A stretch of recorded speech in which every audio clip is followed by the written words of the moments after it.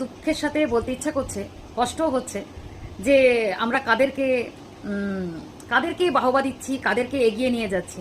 একজন হচ্ছে, দেখতেই পাচ্ছেন দুটো ছবি পাশাপাশি রাখা আছে, একজন হচ্ছে সোফিয়া কুরেশি আর একজন হচ্ছে সোফিয়া আনসারি। কতটা ডিফারেন্স না ছবিটার মধ্যে, দেখতে পাচ্ছেন তো।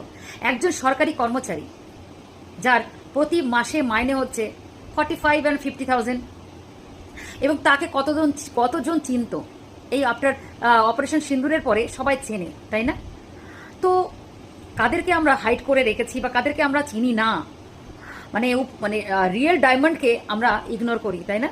হ্যাঁ, ওই যে আর এই দেখুন, এই যে আরেকজন আছে আনসারি, তার ফ্যান ফলোয়ার আর তার কোটি কোটি টাকা তার মান্থলি ইনকাম। এবার বুঝুন এই যে ফ্যান ফলোয়ার আর ডিফারেন্স দুটো দেখলে বুঝতে পারবেন যে আমরা কোথায় এগিয়ে আছি, কোথায় তলিয়ে গেছি। তাহলে আপনারা ভালোভাবে বুঝতে পারবেন।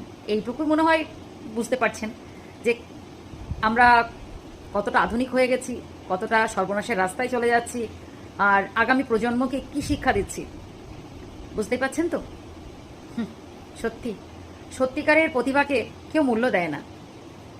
শর্ট সময়ে মানে এই যে প্রযুক্তিবিদ্যা, যেভাবে এই সোফিয়া আনসারি যেভাবে নিজেকে তুলে ধরেন কম পয়সায়, মানে কম সময়ে এত পয়সা।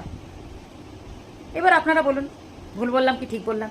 শুধু একটা কথা যাওয়ার আগে বলে যেতে চাই, সঠিককে মূল্যায়ন করুন, মানে সঠিক জিনিসকে মূল্যায়ন করুন। এইভাবে আর করবেন না, যেটা হবার হয়ে গেছে। ডিফারেন্সগুলো একটু বুঝুন। ভালো থাকুন, সুস্থ থাকুন।